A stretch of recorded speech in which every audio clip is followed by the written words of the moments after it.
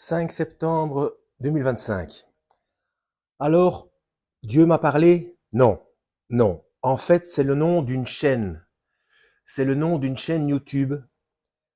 Ça fait déjà 4 ou 5 vidéos que je regarde, que je scrute jusqu'au bout. Ce sont des vidéos assez longues qui font environ une petite heure. Et j'en ai déjà partagé 3 ou 4 sur Facebook. Pour ceux qui me connaissent de Facebook, vous savez de quoi je veux parler. Parce que, à part quelques petits oublis parfois, je n'ai encore rien vu personnellement qui contredise la Bible. Alors, j'ai bien envie, comme pour la chaîne Phatos Biblikos, j'ai bien envie de la cautionner. Mais, comme je vous ai dit, c'est à peine 4-5 vidéos que je regarde, hein. Donc il faut rester prudent. Mais parfois, c'était tellement puissant parfois et tellement vrai, tellement véridique et tellement cohérent que bon, j'ai commencé à en partager sur Facebook. Et là, je suis avec une vidéo, je n'ai même pas, je ne suis même pas au quart. Ouais, ça fait même pas un quart d'heure que je la regarde et il y a déjà des informations en même temps qui me titillent, qui me laissent perplexe, mais en même temps, oui, pourquoi pas, parce il est bien indiqué, il est bien écrit qu'au temps de la fin, des gens auront des visions et pourront prophétiser. Alors à combien plus forte raison à partir du moment où on meurt cliniquement pendant un temps. Et si c'est cohérent, si rien ne contredit, enfin voilà quoi. C'est vrai que le titre, enfin le nom de la chaîne est un petit peu, enfin pour ceux qui sont prudents, c'est un petit peu rébarbatif. Dieu m'a parlé parce qu'on sait, on connaît tous ces pasteurs, tous ces enseignants qui inventent des choses. J'ai eu un songe, Dieu m'a parlé, etc. Puis qui amènent vers eux des tas de fidèles, etc. Et on sait que c'est du vent, hein. Mais là, en l'occurrence, ce sont parce en même temps, oui, il y a beaucoup d'arnaques. Mais comme je viens de vous le dire, il est écrit que dans les temps de la fin, euh, vos enfants prophétiseront, des vieillards pardon, auront des songes, etc. Et bon, et là, c'est carrément des expériences d'après-vie, hein, donc de mort clinique, hein. Si vous me connaissez, vous savez que j'ai horreur de dire EMI, expérience de mort imminente. C'est de l'hypocrisie totale, hein. Électroencéphalogramme plat, électrocardiogramme plat, c'est EPM qu'il faudrait l'appeler. Expérience post-mortem. À un moment donné, l'hypocrisie, ça va, c'est bon. Euh, Mort imminente, par exemple, c'est un coma, le cœur fonctionne encore, ou enfin, vous voyez, il y a quelque chose qui fonctionne. S'il n'y a plus rien qui fonctionne, c'est mort clinique, c'est décès total. Voilà. Et cette personne, je mettrai la vidéo en description, hein. Le titre, c'est, donc la chaîne Dieu m'a parlé, ça dure 55 minutes 10 secondes, et le titre, c'est J'étais entre la vie et la mort, et Jésus m'a révélé le secret de l'enlèvement. Déjà, moi, quand il y a le mot secret, j'aime pas. Mais bon, c'est pour ça que je l'ai mise quand même. Je me suis dit, tiens, une vidéo qui correspondrait pas aux vérités bibliques, c'est un petit peu gros, on veut se rendre important, je connais des secrets, on y va, histoire de démystifier le truc. Mais là, ça fait qu'un quart d'heure, hein, donc peut-être qu'il y a des choses incorrectes que je n'ai pas encore vues, mais je referai une vidéo par la suite. Mais là, ce qu'elle a dit pendant le premier quart d'heure, la personne, ça m'a touché, euh, parce qu'elle dit, bon déjà, il y a une histoire d'entre-deux, entre le sommeil et l'éveil, c'est quelque chose que moi j'ai vécu personnellement pendant un certain temps, et certainement vous aussi qui me regardez, hein, vous avez certainement eu cette... d'ailleurs, médicalement, ça porte un nom, hein, mais j'ai oublié. C'est que vous êtes conscient dans votre sommeil, mais ça se passe au niveau du cerveau, c'est-à-dire dans le cerveau, pour pas qu'on fasse de bêtises, pendant les rêves, il y a une coupure qui se fait, je crois que c'est au niveau du cervelet quelque part, et ce qui nous empêche d'être somnambule, de commencer à se lever, à faire des véritables mouvements. que les mouvements qu'on fasse, ce soit uniquement dans le rêve, ça évite les accidents. Eh bien, il y a cette phase, j'ai oublié le nom, mais ça existe. Hein. Parmi vous, vous savez très bien il y en a certainement qui savent de quoi je veux parler, qui connaît le terme. Donc, c'est une phase comme ça où on est conscient, on sait qu'on est réveillé, mais la déconnexion, enfin, ou la reconnexion ne s'est pas encore faite, et du coup, on n'arrive pas à bouger. Alors on essaye de crier, etc., pour sortir de l'état de sommeil corporel, alors que le cerveau est éveillé. Vous voyez, qu'on reste un petit peu coincé comme ça. Et ça, c'est pour l'éveil. Mais ça se passe aussi. Je suis forcément pas le seul à l'avoir vécu de temps en temps.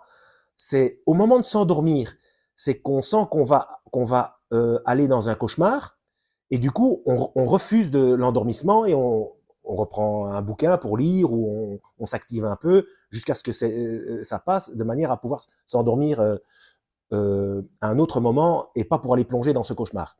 Donc cette phase d'entre-deux, aussi bien à l'état d'endormissement qu'à l'état pré-réveil. Donc elle en parle et apparemment dans ces phases, et moi personnellement je l'avais senti que c'était des sortes de, entre guillemets, portes.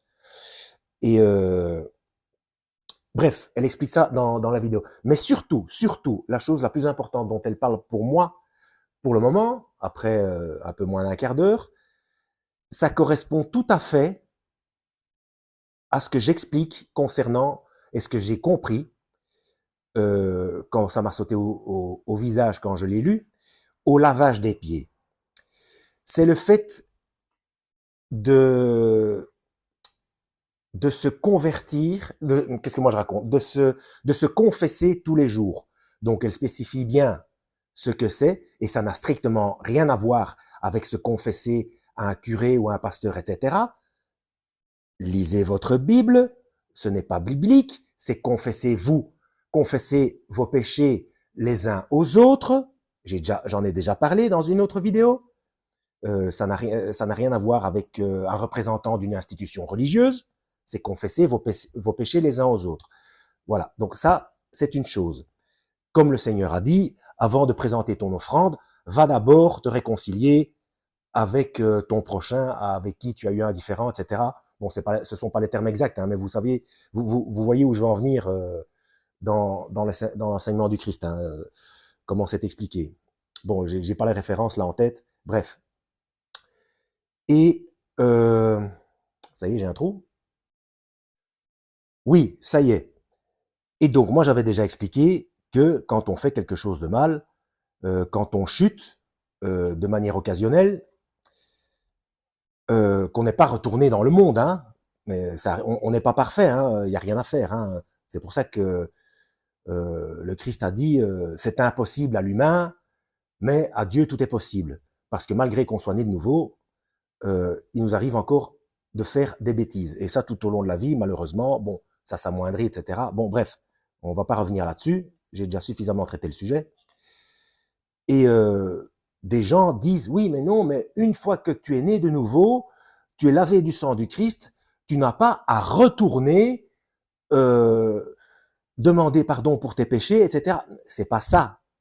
Le lavage des pieds, ça sert à ces chutes occasionnelles. C'est ça la métaphore. C'est pour ça que le Christ a dit à Réphas, donc à Pierre, si je ne te lave pas les pieds, malgré que vous soyez tous propres, toi aussi tu es propre, sauf les pieds, si je ne te lave pas les pieds, tu n'auras pas de part avec moi.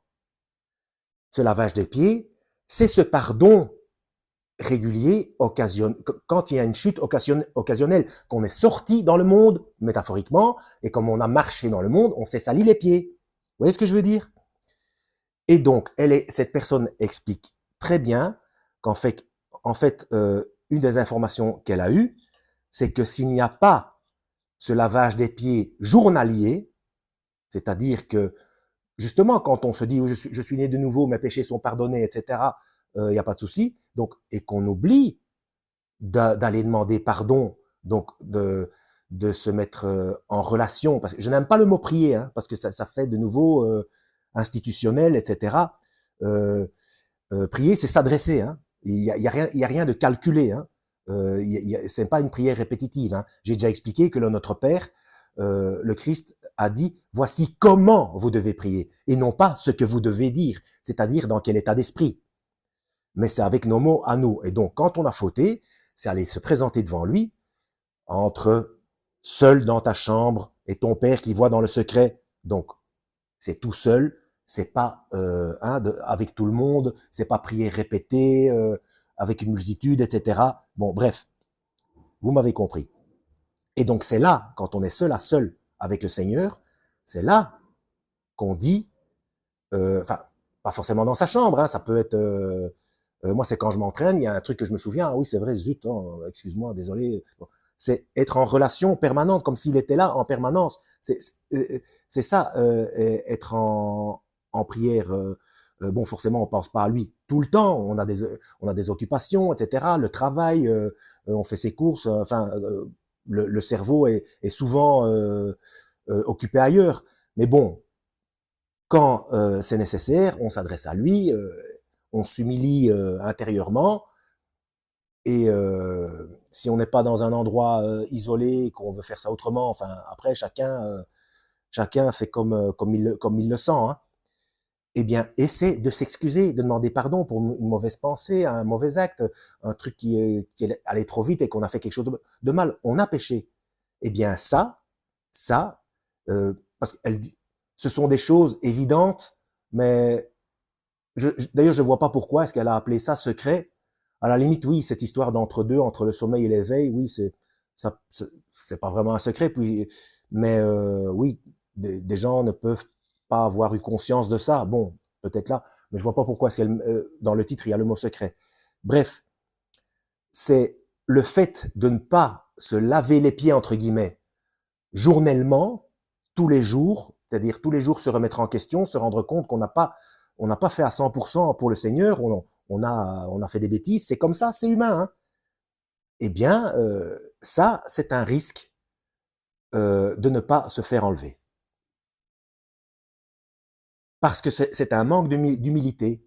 Et un manque d'humilité, c'est soit de l'orgueil, soit de l'endormissement. Et il a bien dit, veillez, restez éveillés.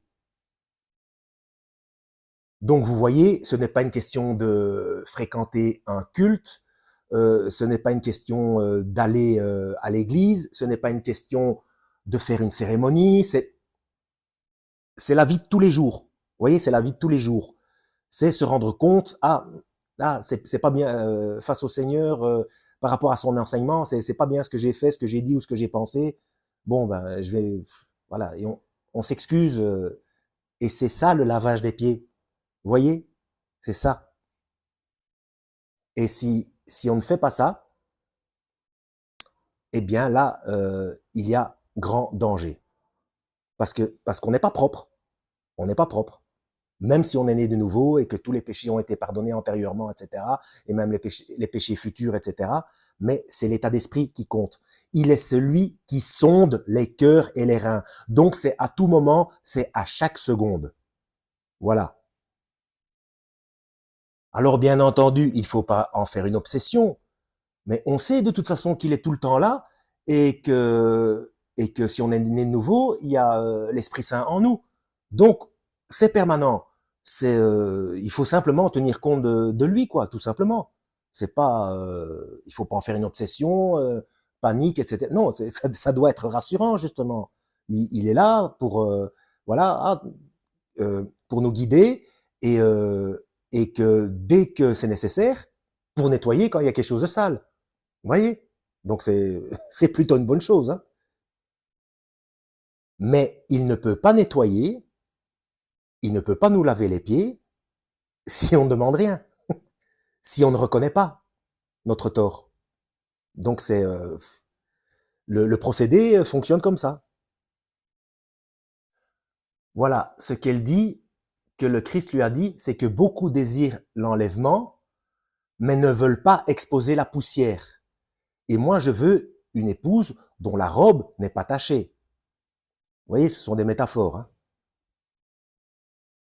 Alors pour être exact, ouais, on aurait peut-être pu dire, non pas, puisque on a été nettoyé des péchés si on est né de nouveau.